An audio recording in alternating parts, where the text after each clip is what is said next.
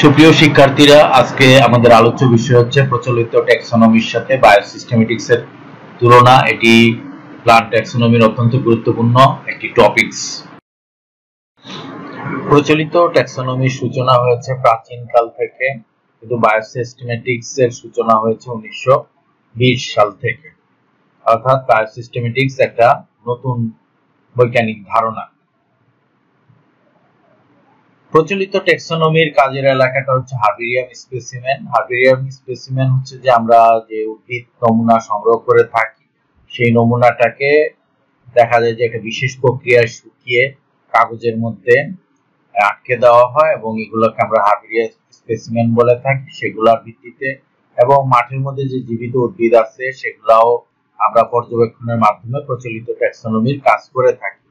অপরদিকে বায়োসিস্টেমেটিক্স এর কাজের এরিয়া হচ্ছে জীবিত পপুলেশন, অর্থাৎ যে পপুলেশন বা একটা নির্দিষ্ট প্রজাতি একটা নির্দিষ্ট স্থানে বা সময়ে যে সংখ্যা আমরা দেখতে পাই একটা প্রজাতির, সেটাকে আমরা পপুলেশন বলে থাকি এবং সেই পপুলেশন ভিত্তিতে আমরা বায়োসিস্টেমেটিক্স এর কাজগুলা করে থাকি।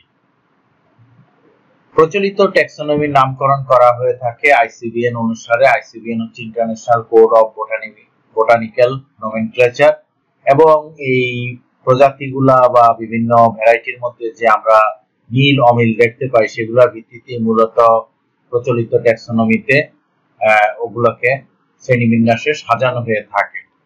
আর বায়োসিস্টেমেটিক্সে আমরা দেখা যায় প্রধানত বংশগতির সম্পর্কের ভিত্তিতে, অর্থাৎ এদের মধ্যে একই পপুলেশনের মধ্যে বা ভিন্ন পপুলেশনের মধ্যে তাদের প্রজনন বা যৌনজনন করার সক্ষমতা কতটুকু আছে সেটাই মূলত বায়োসিস্টেমেটিক্সে পরীক্ষা করা হয়ে থাকে।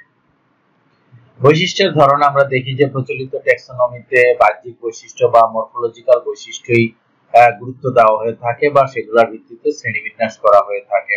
অপরদিকে আমরা বায়োসিস্টেমেটিক্স এর ক্ষেত্রে দেখি যে মরফোলজিক্যাল বৈশিষ্ট্য ছাড়াও এখানে জেনেটিক্স অর্থাৎ বংশগতিবিদ্যা, সাইটোজেনেটিক্স, কোষীয় বংশগতিবিদ্যা, ইকোলজি, বাস্তুতন্ত্র এবং ফাইটোকেমিস্ট্রি বা উদ্ভিদ রসায়ন যেটা আছে সেগুলার অর্থাৎ অনেকগুলা দিক বায়োসিস্টেমেটিক্স এর মধ্যে বিবেচনা করা হয়ে থাকে। শ্রেণীবিন্যাসের স্তর আমরা যেটা দেখি প্রচলিত ট্যাক্সোনমিতে প্রজাতি, গণ, গোত্র, বর্গ, শ্রেণী, বিভাগ ও জগৎ এগুলার ভিত্তিতে মূলত শ্রেণীবিন্যাস করা হয়ে থাকে। অপরদিকে আমরা বায়োসিস্টেমেটিক্স এর ক্ষেত্রে 4টা স্তর দেখতে পাই। প্রথমটা হচ্ছে ইকোটাইপ, দ্বিতীয় হচ্ছে ইকোস্পেসিস, তৃতীয় হচ্ছে সিনোস্পেসিস এবং চতুর্থ ধাপ হচ্ছে কম্পেরিয়াম। এইভাবে আমরা বায়োসিস্টেমেটিক্স আমরা 4টা ধাপ দেখতে পাই। অপরদিকে প্রচলিত ট্যাক্সোনমিতে আমরা 7টা ধাপ বা স্তর দেখতে পাই। প্রচলিত ট্যাক্সোনমিতে গুরুত্বপূর্ণ দিক হচ্ছে শ্রেণীবিন্যাস, অপরদিকে বায়োসিস্টেমেটিক্স এর গুরুত্বপূর্ণ দিক হচ্ছে বংশগতিক সম্পর্ক এবং বিবর্তনকে অধিক গুরুত্ব দেওয়া হয়ে থাকে। আর মৌলিক একক হচ্ছে প্রচলিত ট্যাক্সোনমিতে মৌলিক একক হচ্ছে প্রজাতি এবং বায়োসিস্টেমেটিক্স এ মৌলিক একক হচ্ছে ইকোটাইপ বা সর্বনিম্ন একক হচ্ছে ইকোটাইপ। এই হচ্ছে প্রচলিত ট্যাক্সোনমি এবং বায়োসিস্টেমেটিক্স এর পার্থক্য সমূহ বা তুলনা সমূহ।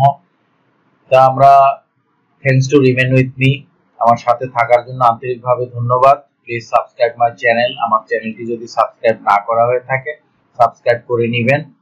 Please like, comment and share. আজকের মতো এখানে শেষ করছি। আল্লাহ হাফেজ।